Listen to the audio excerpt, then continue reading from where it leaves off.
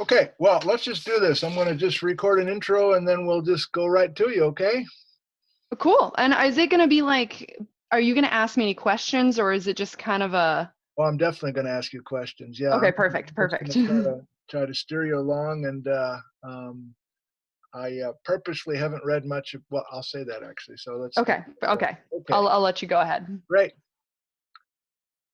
Hello from Ellensburg, Washington, USA. This is the Nick Zentner Geology Podcast, episode 37.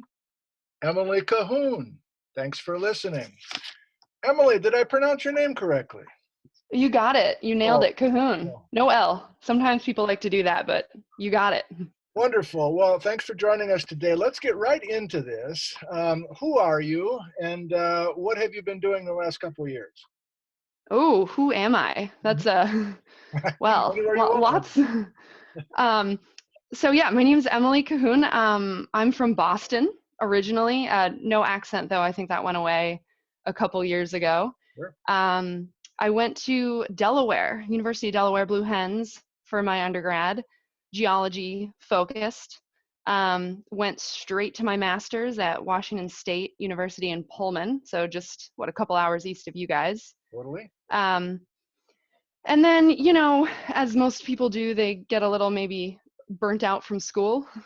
So I took about 3 years and worked for an environmental consulting business as a geologist, but not doing kind of, I would say, hardcore geology on the East Coast for about 3 years. And maybe halfway into that was just kind of like, you know what, this is great, but I don't think this is what I want to do for life. And so I took a little bit of a leap of faith and decided that, you know what, I'm gonna go back. I'm gonna get the PhD. So I applied to, I don't remember, a few schools, and decided on Portland State. So I'm now a PhD candidate at Portland State University. I maybe shouldn't say this in public, but I'm about probably 6 months away from defending, I hope. Hopefully my PhD advisor also agrees with that. Sure. And yeah, so I'm just kind of now applying for postdocs and some tenure track positions across the board. I know Central had one. Yep. And yeah, so I'm finishing up my research now and hopefully in the next couple months moving on to, well, bigger and I don't know if better, but bigger things. Good. Well, let's get right to the research then. I certainly know of your work. I don't think I'm totally up to date on your work. So you kind of had not only an overview of your thesis that I saw online, like a little 3-minute pitch on Oh what yeah, you're yeah, doing. that was a good video. That was fun. You did a nice job with that. And then you emailed me and thought you might have a little gimmick or something that's kind of hands-on that would kind of bring people in, these sunstones. Is that what you mentioned? Yes, I did. I just figured there's something that, even people that don't have maybe a solid base, they never took a geology class. Sure. When you think about gems, Yeah. people get really excited. Yeah. And so it's one of those things that I think both for geologists and people who maybe just either rock hound or are just Yeah. interested in kind of cool looking minerals, they're different, It's a great hook. Yeah, well, let's start with the gem, actually. So I've never heard of sunstones. I did a very limited Google search just to see a couple pictures. So where can you find these? What kind of market is there? Is this 3 people out there? Is this a huge deal? Oh, yeah. So sunstones, and for those listening, they are also known as they're kind of copper enriched feldspar crystals. Okay. And so feldspar, plagioclase, or the plagioclase variety of feldspar, and you could kind of think about it like feldspar. You could think about like a fruit, and then plagioclase is like an apple. So plagioclase is just a more specific variety of feldspar, and these sunstones are only found in Oregon, at least that have copper in them. There have been rumblings of other places in the world that they exist, but so far they've really only been identified in Oregon, and that's why they're our state gem. Okay. And I think that was adopted in the mid 80s or something by the state. They're found in 3 different locations throughout Oregon, kind of near, I'd say, southwest of the John Day Okay. area. Yeah, And if anyone has a map in front of them, it's kind of like central Oregon. sure. And then about kind of all the way down, maybe about 80 miles south as the crow flies. Okay. So not anywhere near the coast, not anywhere up by the gorge, just kind of central and south Oregon. And so how do you know if you have one of those? Do you stumble onto it or you're looking in some sort of uh, mine or something like that? Yeah, Can you so describe there's the a gem? there's a couple people that own these mines, and thankfully some of them are open to the public. Mm-hmm. So you can actually go. It's a great place for I don't know at what age kid, but it's definitely, some of these places are family friendly, and they encourage, coming out there and spending a couple days. They have places to camp. Um, but if you found one, they're pretty much at the surface, which is great from a mining perspective, Yeah. because you're not kind of really, digging in deep. This isn't like a huge open pit Mm-hmm. operation. Mm-hmm. And a lot of the rock that they're hosted in is kind of, it's really crumbly, really friable. So you don't need to have a pickaxe and a chisel or anything like that. Right. For the most part, they just kind of fall out of the hosting rock, which is nice. And if you found one, because they can range in size, but I would say smallest maybe the size of your thumbnail Okay. ish, and some of them can get maybe the size of your whole thumb, couple centimeters in length, and they are often red. And so if you've found anywhere in Oregon, or someone's maybe gifted it to you, a kind of a clearish, maybe yellow stone in terms of its rim, but the center is a reddish or a pink color, you probably have a sunstone. And they can come in a variety of colors. So some of them are clear, and Uh-huh. the clearest ones, if faceted correctly, I mean, they're gorgeous. They're not going to get confused maybe with a diamond, but they can be very attractive looking. And then because of the copper that's in them, they can have this reddish tinge, or what some people will call schiller. And it actually looks, if you look really closely, like there's almost little pennies almost inside. Oh, wow. So it's pretty incredible. And you don't always even need, a microscope or a magnifying glass or anything like that. You can just see it actually with your Sure. naked eye. That's how large they are. And so these Schiller ones are the ones that are sort of the most prized. And it's cool because it makes them really unique. You know, they're all different. It's kind of like a snowflake. The Yeah. copper inclusions in each one Yeah. are all a little bit different.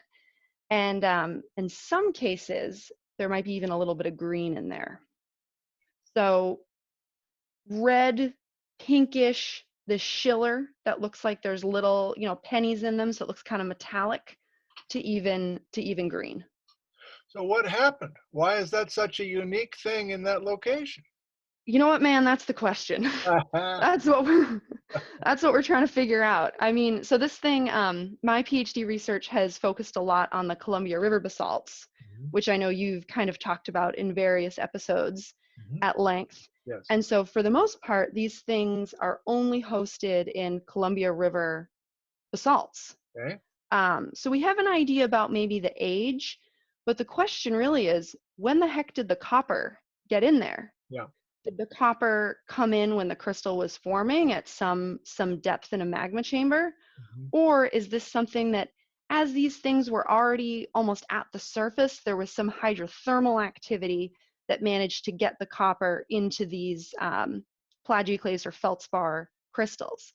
And the thing that's so odd, and this is why we don't really see them anywhere else, is copper doesn't want typically to go into a feldspar crystal. So that's what makes it so unique, is that trying to think about what sort of magmatic or just general conditions that Mhm. would make copper go into a feldspar. It's weird. Right.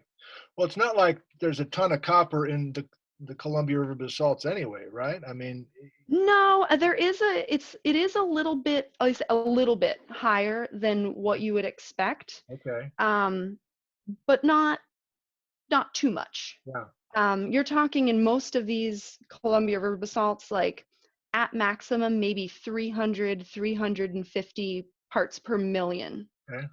of copper. Huh. So it's a little bit more than an average flood basalt province, Yeah. but not anything dramatic. I mean, we're not talking in weight percentages Sure. or anything like that. Well, Um, yeah, go ahead. but I will say that and I don't know that this has been discussed, but with a lot of flood basalt provinces worldwide, Mm-hmm. there's often thought to be a root of the flood basalt province that never made it to the surface. Mm. So when these, we've talked about when these things erupt, not all of it makes it out. There's still a portion that's sort of sequestered left in the crust at some depth. I didn't know that. And those often have a lot of metals. Okay. So if anyone has been to, they're often called complexes. Uh-huh. The Duluth complex in Minnesota, Yeah, the Stillwater complex in Montana, I see. the Skaregard intrusion, I believe that's in Greenland, I Mm-hmm. think. So these are all places that over time, this intrusive portion of the flood basalt province has now, everything above it has weathered away, and we now see the root of it at the surface. And they often have metals of interest. So you're totally, I mean, these flood basalt provinces themselves don't often have elevated copper, but you would expect the root at some depth, which now, of course, here in Oregon and Washington is not exposed. It's, probably a couple kilometers down, Sure. but that could have some metals in it, like copper. Well, But it's still, yeah, how the copper's getting in there is questionable. totally. Well, I want to go there. I want to basically go in the direction of your research and some of the problems you've been working on. It hasn't been research on the sunstones. I know that. So it's a more regional and important set of ideas. But before we leave the sunstones, do you have any final thoughts there? Like, why is it so friable? Is there some connection there? Is it just because it's at the surface that it's crumbly like You that? know, yeah, that's a great question. And I think so. The rock itself, and for people listening to sort of maybe imagine, the sunstones are hosted in this sort of dark gray, reddish material.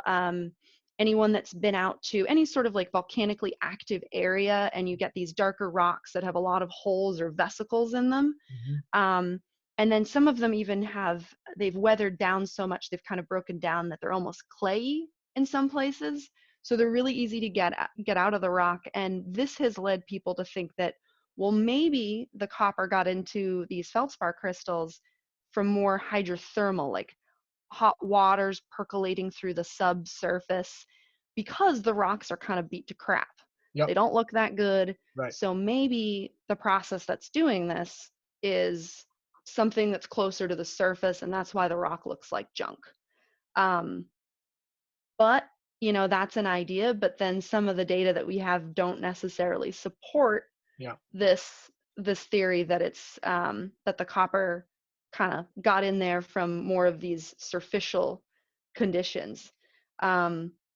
So that's one of the things that we just don't know. But I would say final thoughts.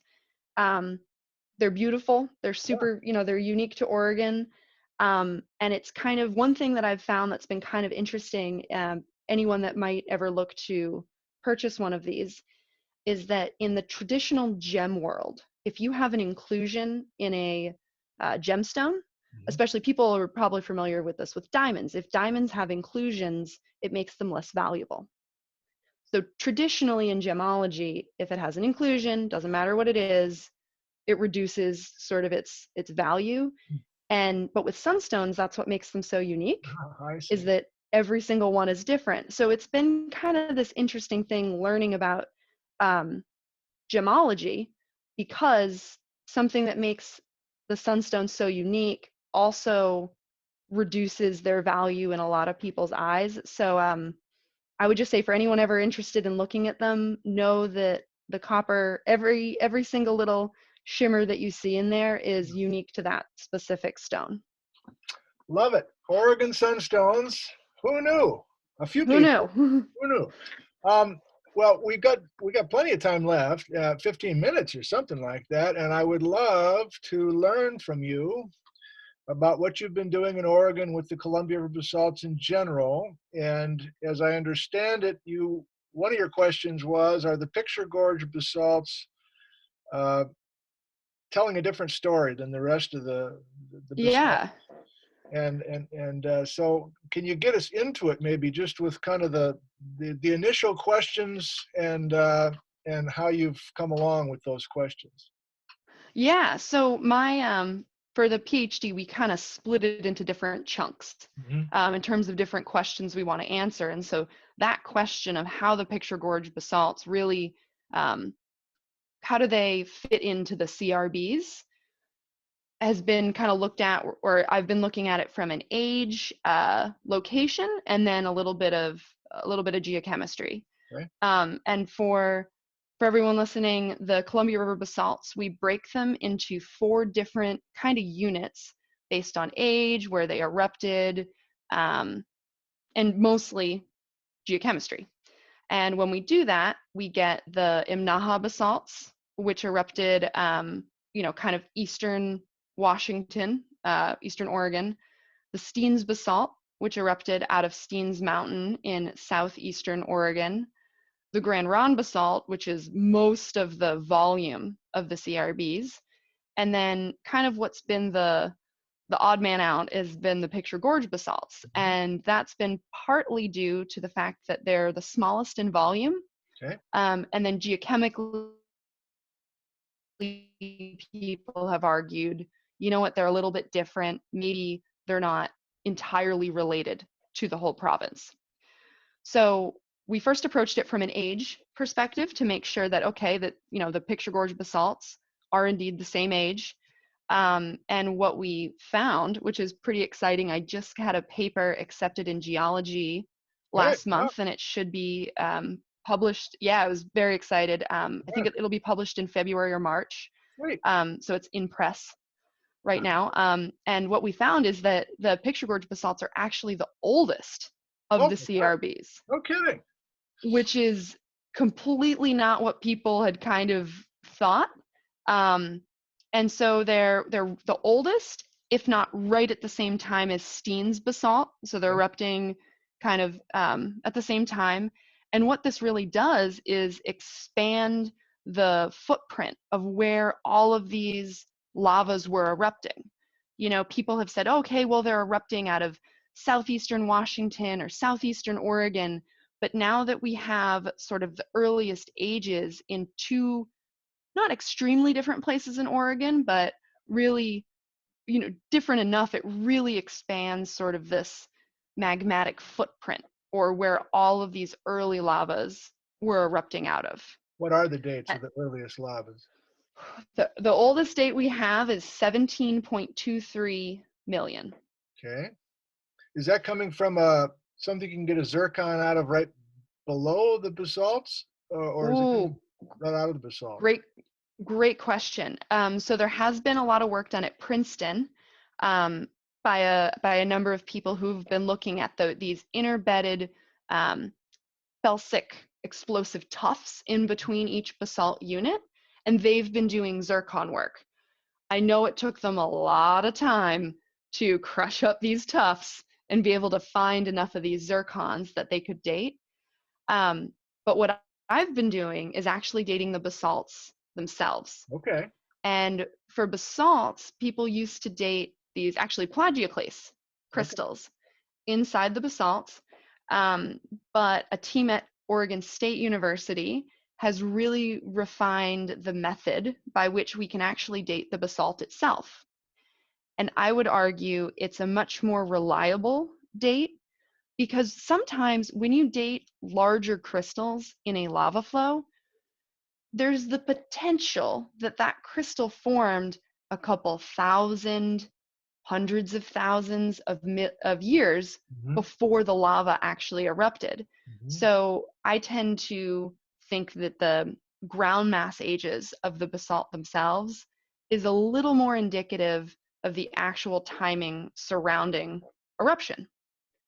So we've been focused on argon-argon aging or dating, Yeah. argon-argon ages Right. of the basalts. Okay. And the process by which we have done this, let me tell you, it can be painstaking. There's a lot of lab prep. And with these things, you spend weeks in the lab, and then you got to wait for the samples to go to a nuclear reactor, and then they come back. So it can be a 6-month process. Wow. of dating these things. But yeah, the oldest age we have 17.23 million, and the youngest age that I got was about 16.06 million. Oh, all within the Picture Gorge? All within the Picture Gorge. Oh, good Lord. So it's pretty interesting. And that's about 14, 15 different ages. Huh. I will say we have this kind of conspicuous gap in ages between about 16.2 and 16.5. Sure. So between about 16.2 million and 16.5 million, we don't really have many ages. Yeah. So that's a little, that could be a sampling bias. I don't know. Right. But yeah, definitely. I mean, we're looking now at 1.2 million years of eruption just for the Picture Gorge. And it's broken out as the Picture Gorge just kind of historically because of its geography, or why can't you just take some of that and lump it in with the Steens and some of that and lump it in with the Grand Rod? If the age is so across the board, it must be a geochemical thing that makes it its own unit. Yeah, so it's mostly geochemistry Okay. that has sort of differentiated it. And it is the most similar to Steen's basalt. Okay. So now that we're thinking, okay, it's roughly around the same time, and geochemically it's most similar to Steen's, what really does distinguish it from Steen's? Yeah. And that comes into play with a lot of trace elements. Okay. So with your major elements, it can be difficult to distinguish, but with trace elements, and we're talking some of these weird elements at the bottom of the periodic table, that begin to distinguish it. But there are some slight differences. And so when you think about where they're erupting from and also timing, you start to wonder, could this be some zonation, or the fact that the earliest flows actually had a little bit of a different geochemical signature?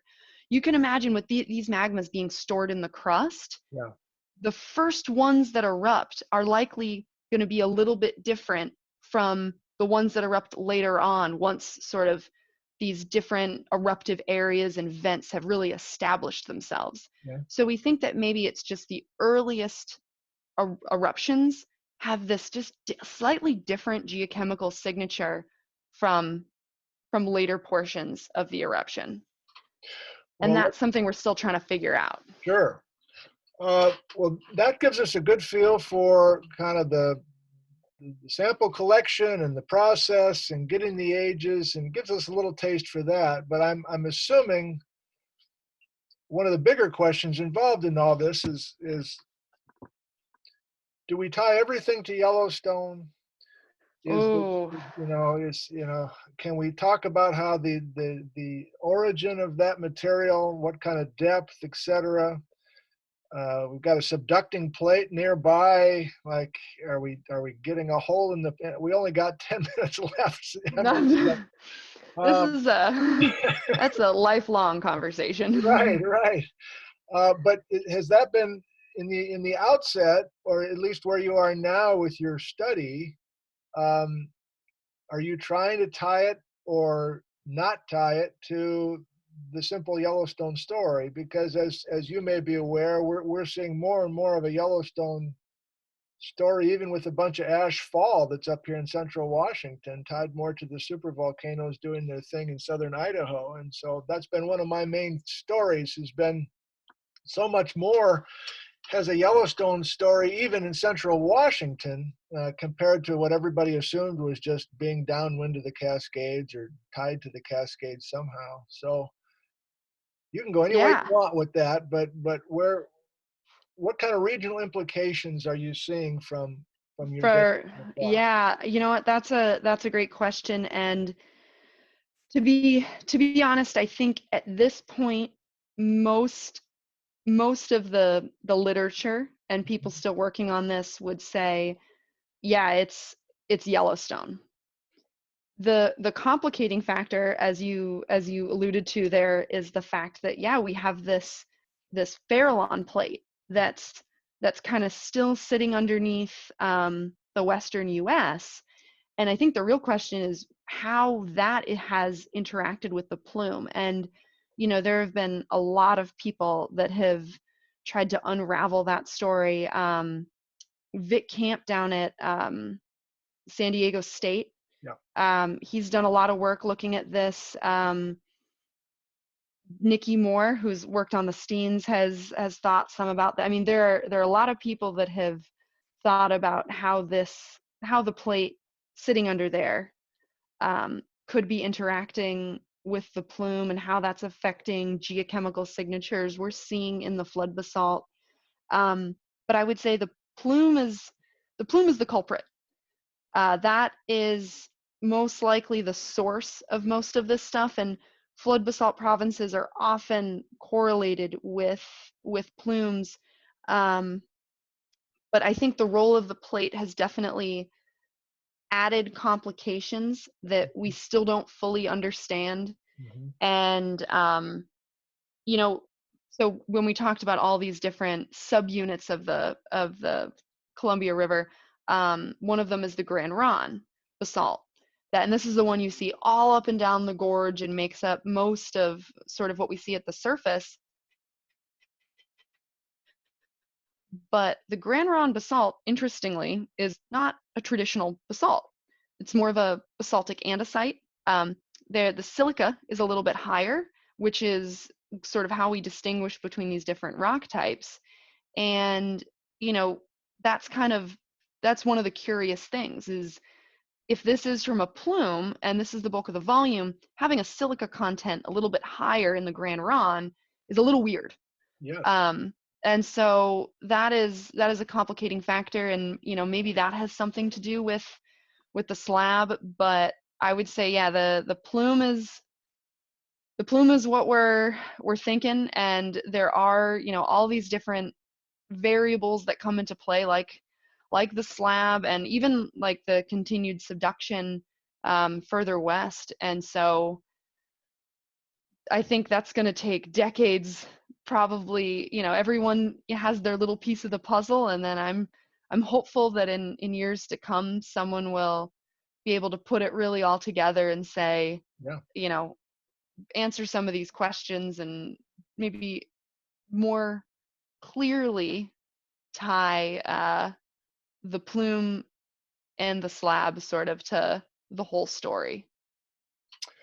I like it. So to finish up, I'm sure you were doing some field work in some beautiful places. Would you have a recommendation or two for me and your Oh, listeners? I mean, I'm a Washington guy. I don't know Central and Southern Oregon very well at all. Where can we go? oh yeah. So it depends. If you're more in the mood for trees and maybe wading in some rivers, anywhere along the John Day River, there's some amazing actually fishing Mhm. and just general rafting. There's a little place, it's not actually a town, called Service Creek, Oregon. There's a little rafting company that runs out of Service Creek if you just put it into Google Maps. Um, and there's plenty of places to camp, both National Forest and then Bureau of Land Management, Mhm. and a number of private places to camp as well. But anywhere kind of between Service Creek and then Kimberly, Oregon, where the John Day River runs, lots of places to camp, raft, fish. It's beautiful out there.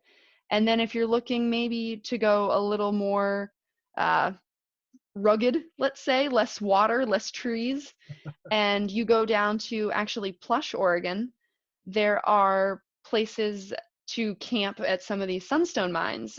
One being in particular the Dust Devil mine near Plush.